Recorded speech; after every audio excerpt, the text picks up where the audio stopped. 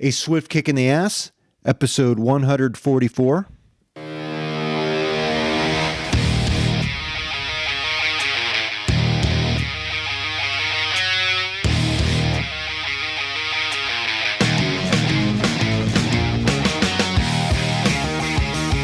Life is challenging and difficult. No one gets out alive. Time to suck it up, Buttercup. Get ready for a monster-sized boot, aimed to help you get traction on personal change and get living. I am John Curran, your host. Join me as I share my journey, exploring the forces that motivate us to change and help us get through whatever life throws at us. A swift kick in the ass. Life on your terms.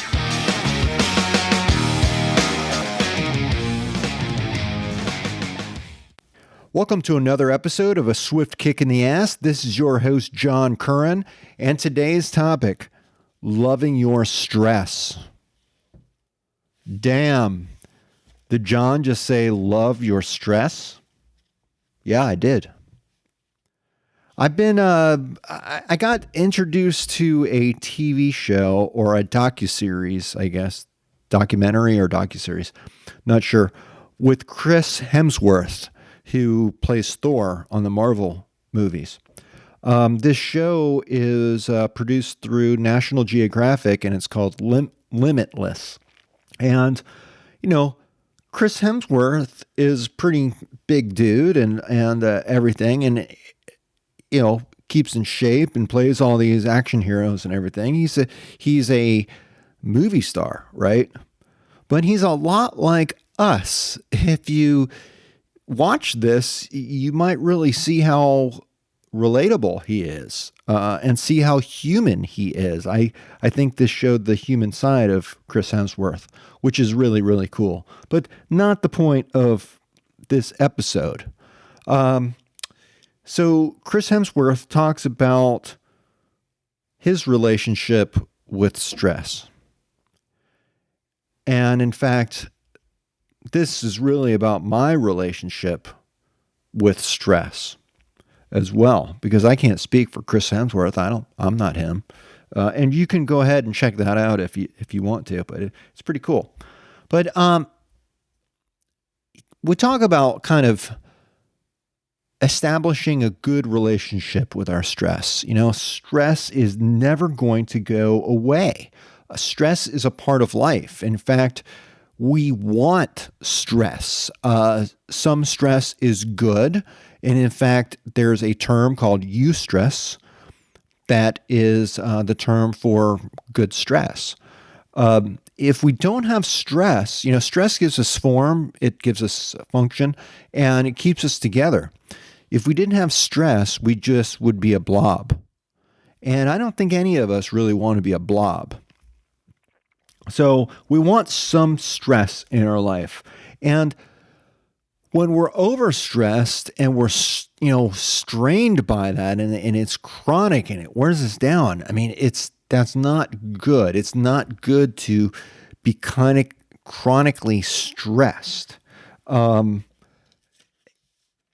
It's not good for the body. You know, it's good when it comes and goes, but it's really bad long-term if it's just stays in a constant state like that. Our body's not designed really to deal with that. And that's the cause of a lot of diseases, which, you know, is talked about on that show, Limitless. Not my idea. And I think it's pretty common knowledge that the way we deal with stress does affect our life, our general health, and it affects us in many different ways. It does affect our emotions. You know, are we, you know, do we have a short fuse? Are we just lashing out at people when they say hello? You know, that could be a product of stress in your life.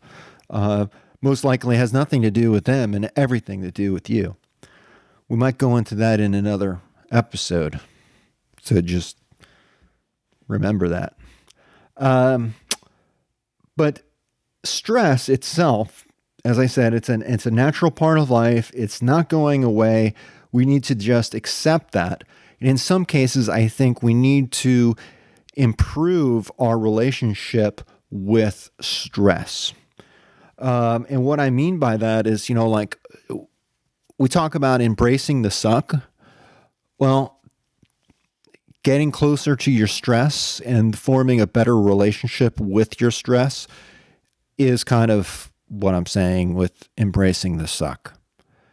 Recognize and accept whatever's going on. Stress is defined as any type of change that causes physical, emotional, or psychological strain.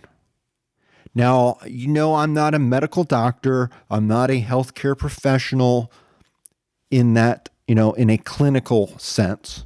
Administrative, yes, but not clinical.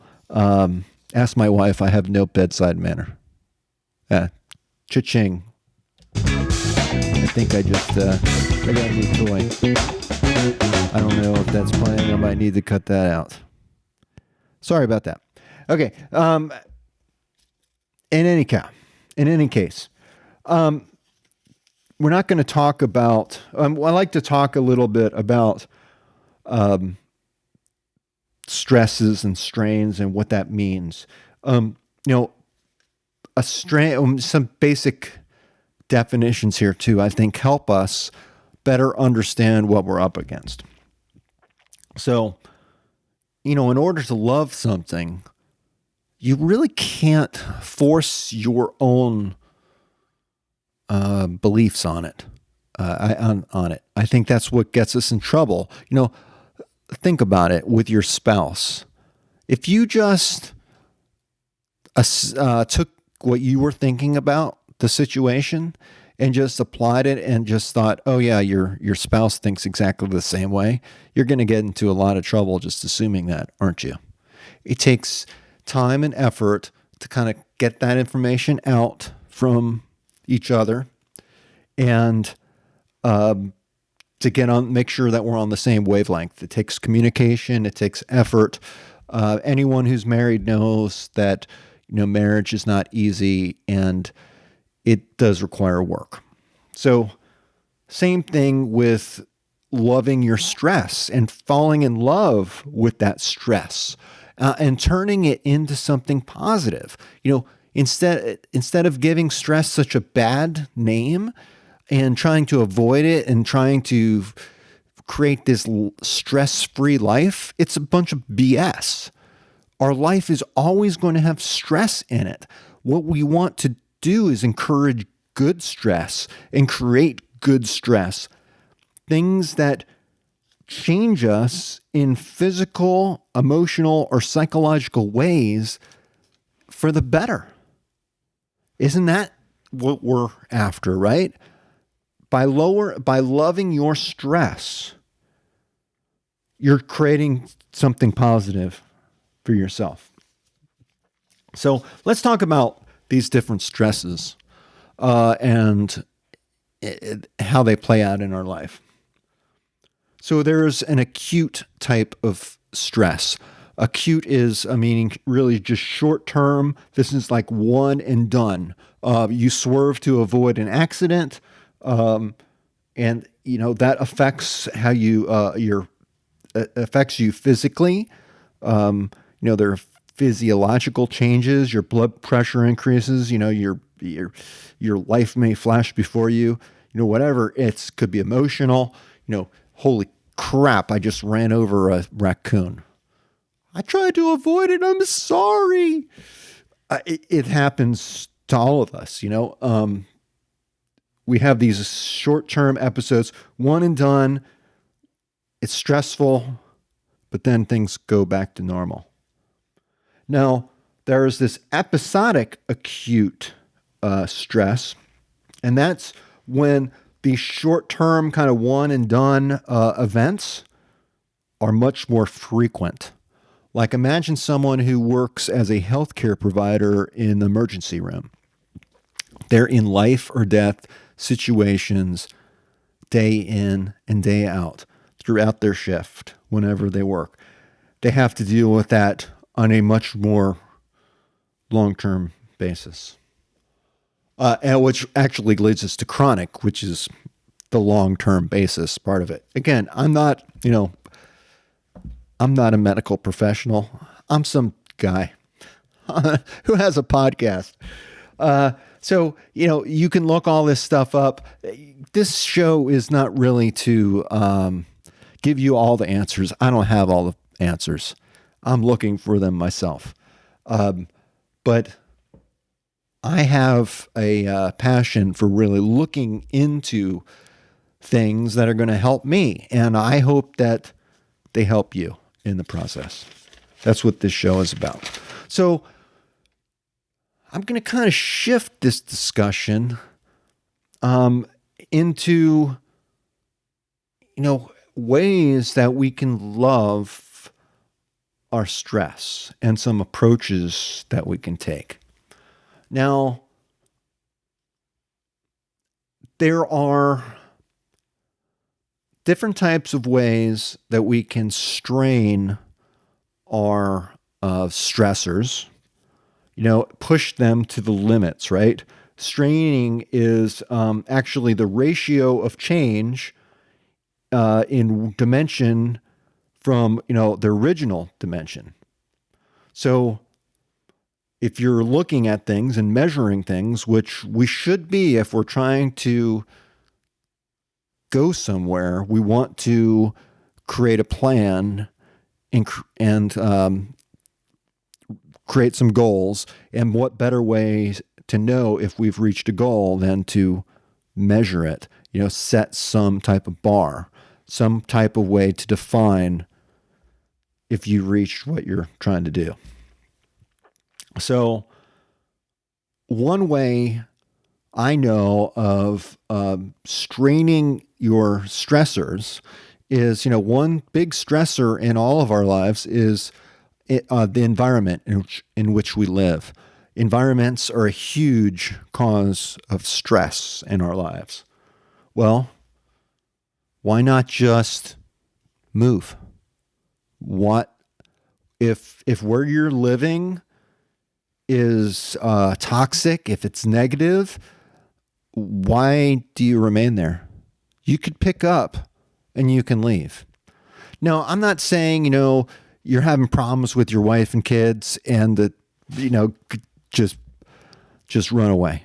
I'm not saying doing that. Don't do that. Live up to your obligations. You really want a swift kick in the ass? Don't live up to your obligations. That's not what this show is about. This show is about creating positive change in your life that affects you in a positive way, not hurt others in the process. So, but if you want to recreate yourself and start new, one of the best ways to do that is just to cut your ties where you are, move away, create a new life for yourself somewhere else, new place to live, new job. I'm not saying change your name. I'm not saying change your identity or anything like that, but parts of your identity will change through the experience of doing that.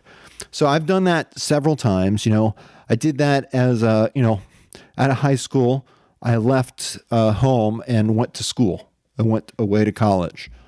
And then when I was in college, I decided, I want to go to graduate school. So I moved out of Florida entirely and moved up into Georgia to get my graduate degree. I was working full-time, going to school full-time to pursue my education. When you have a goal in mind, like getting an education, it's kind of spelled out for you what you need to do.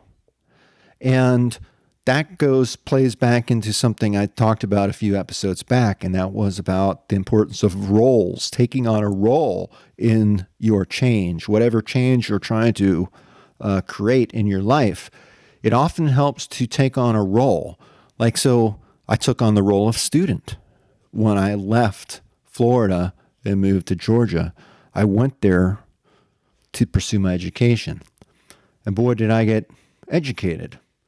And at the end of my stay in Georgia, I was married.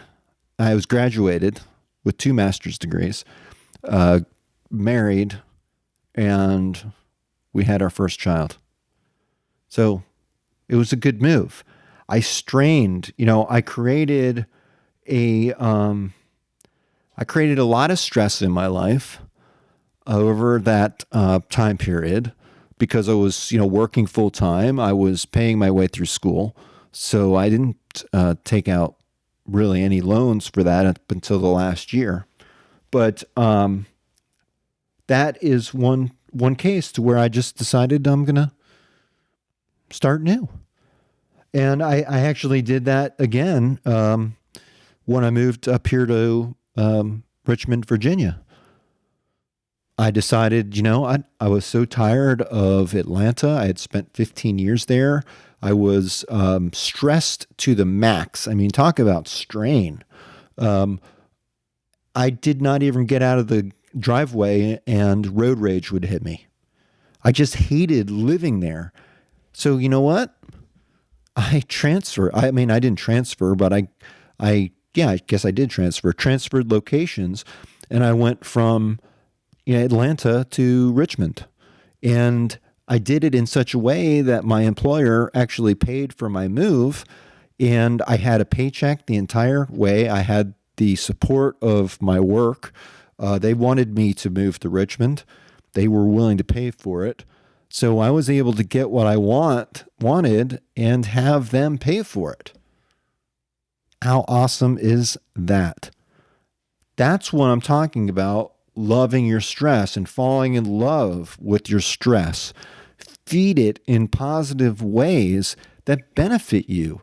You can leverage your resources and leverage what you want to get more of what you want out of life.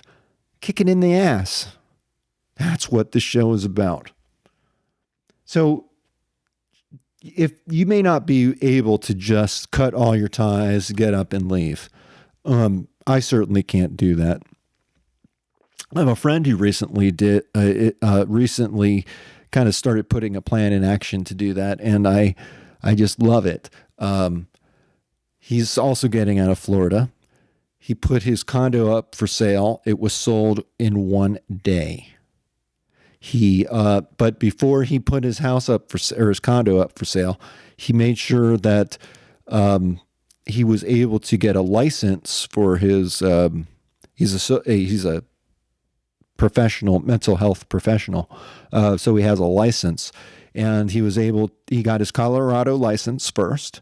And then as soon as that all went through and he had that in hand, he, put in his notice at work, he sold his house and, started taking steps. And next month he will be living in Colorado. Less than 30 days, he's out of there. That is so freaking cool. And, yes, it was stressful. Yes, he strained his relationship with his current life. He's getting something so much better, and he has this opportunity now to create his life in any such way that he feels. I think in some ways that's easier to do when you're starting fresh. You have all these opportunities to make different decisions that affect the quality of your life. And it's easier to create opportunities for those decisions when everything is brand new and you're starting fresh. But I'm not willing to do that. I'm not willing to give up my house or move. It's important that I stay where I'm at right now. It's important to get the most out of my life, but I want to stay put, not only for the sake of my kids, but the sake of my wife. And I mean, I like my setup here. I've got it pretty good. I need to make some changes, but who doesn't? Again, it's all part of life and part of what I'm telling you. It's time for you to fall in love with your life and fall in love with the stressors and realize that they're not going away, but that you can make the best out of them and turn them into a good thing. If there's bad stress in your life, you need to shed that and replace it with something good. Habits, this also boils down into habits, and I know it's probably time for me to wrap things up, but so much of life is a habit. And what I mean is that we just walk through life not thinking about things. There's so much going on in life, we'd be overwhelmed if we didn't have habits. If we had to think about everything that we did every step of the way, we wouldn't get out our door. It's crazy. And the world seems to be getting crazier. But you can control that. You can control the stress from that. Take that into your own hands and figure it out for yourself and how to make that work for you. No one else is going to do it but you. And so how are you going to change your stress and have a better relationship with your stress? How are you going to give it flowers? How are you going to start dating your stress? Think about it. If you're dating someone, you're really getting to know them, right? And in that process, hopefully you fall in love, about them. You see their flaws, and it doesn't matter because you love them. That's a pretty good feeling. So I'm going to end it there. But fall in love with your stress. I think you'll be better off for it. This is John Curran on A Swift Kick in the Ass. Until next time, peace.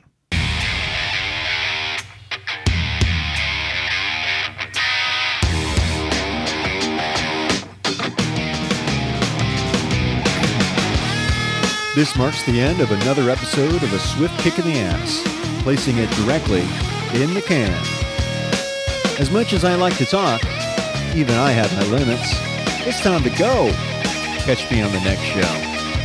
For better or worse, whether you like us or not, please leave comments wherever you get your podcasts. Follow us on Twitter.